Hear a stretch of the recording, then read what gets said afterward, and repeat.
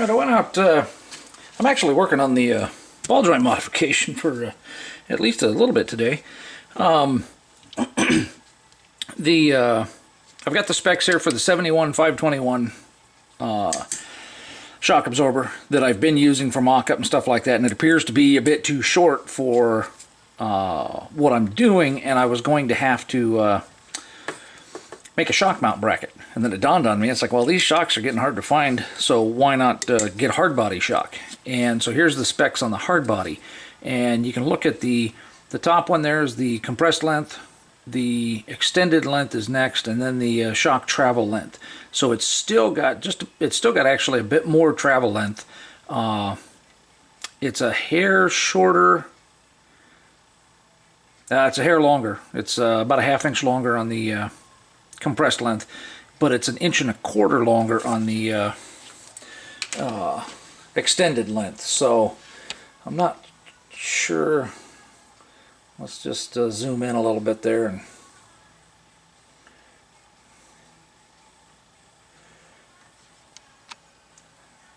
get the part number in there and stuff. So that's what I'm going to work with. So now I need to make the shock more or less into a dummy shock because I want to be able to run it through the range of motion. Okay, here's the two shocks. I want to run them through the range of motion without having to fight the gas charge. So basically I'm going to see if I can't dissipate the gas and get the oil. Well, we'll see what happens. Hopefully it won't blow up in my face. Shouldn't. Basically, I did this once before. What I did, I clamped it in my... I had a vise outside on a stand. I clamped it in upside down and I came up from underneath, so that way when the gas escaped, it pushed the oil and everything like that out and it blew it down instead of at me. And then it dawned on me, it's like, oh, if I tip it up like this, the oil should be down around here somewhere. It all depends on the shock and how much oil they put in.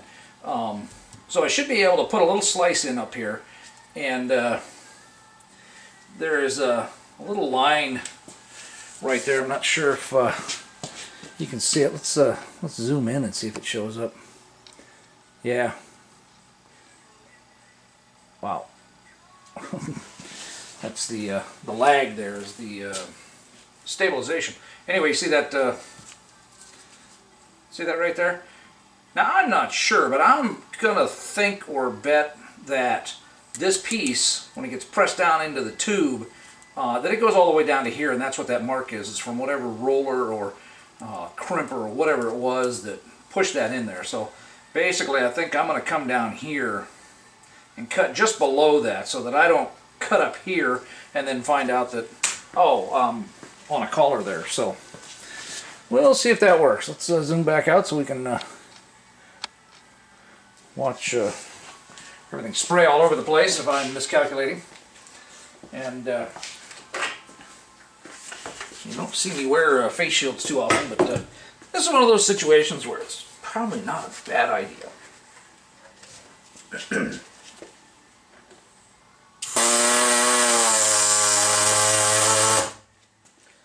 Well, that's a fairly sharp blade and cutting through nice and fast, so I'm going to cover it up here in case it sprays.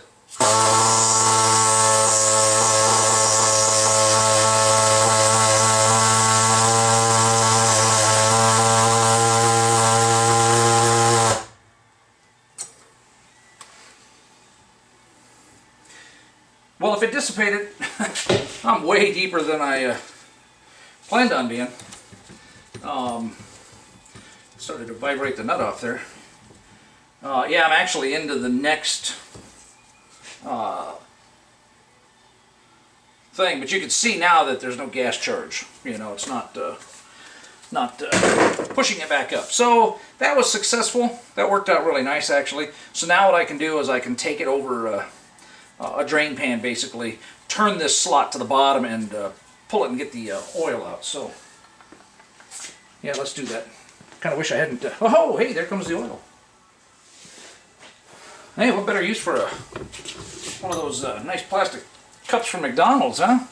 They seem rather substantial, so it almost seems like kind of a waste to throw them away. So let's see if we can get some more of the oil out of here. Now what I may do is I may go ahead and, once I get the oil out, I may go ahead and drill some extra holes top and bottom so that I don't have to fight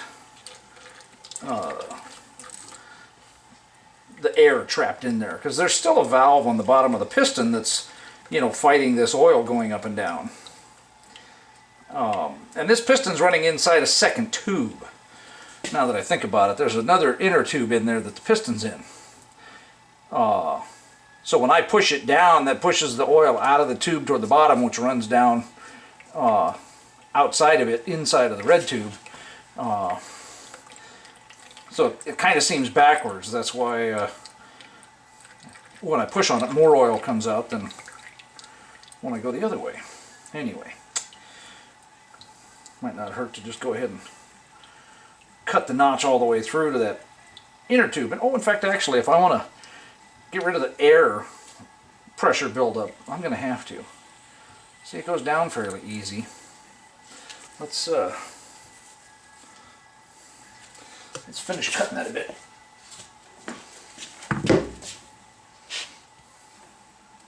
Yeah, it's real close anyway.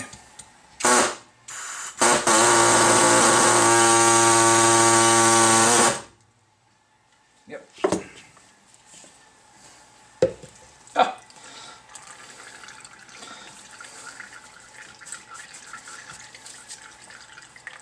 Oh yeah. Wow.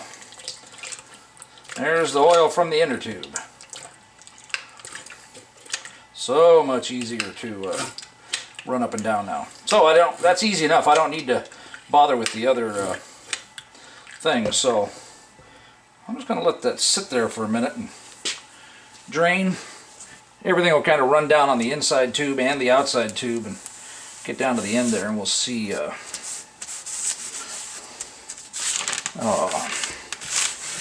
We'll see how that works. Well, that was a lot less eventful than I thought it was going to be, but as you can see, that's a whole lot easier. So I'll be able to run it through the range of motion there a whole lot nicer. So, question is am I going to do that today or not? Well, this is looking promising. I decided to go ahead and check it today, but who knows when I'll get around to posting the video. Anyway, I went ahead and put the slightly longer shock in. It's sitting in there. And it's down on what I plan on using for a bump stop on the top arm here. And what I did was, I've got the bolt out of it, so I have to lift it up just a little bit there. So that's perfect. That means that when the shock hits, or when the suspension hits the bump stop, you know, there's a little room for some squish there.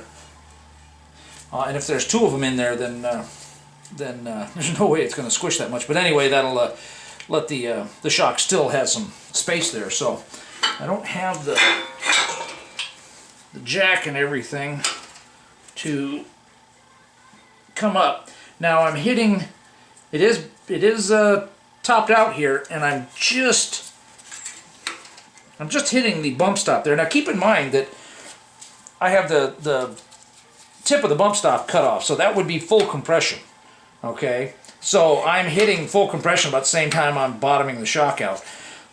So I'm pretty happy with that. That ought to be just perfect. That means for a stock ride height setup, I'll have to do another arm that's flat for the low setup. Maybe for the low setup, because it seemed to me that the 521 shock worked just fine in the low setup. And if that's the case, then the straight arm gets the 521 shock, and the original ride height version here would get the hardbody shock. And I don't have to design or worry about making a new shock absorber hanger. And that is what it's all about with the changing the shock and the shock length and that stuff. Is that's one more piece that I don't have to design and have cut, fabricate. I don't have to modify that part of the arm. It'll still stay with it. So I'm pretty pleased with that. It's just taken forever to get to this point. So anyway, hopefully I can put some more time into this thing here and get this project done sooner rather than later.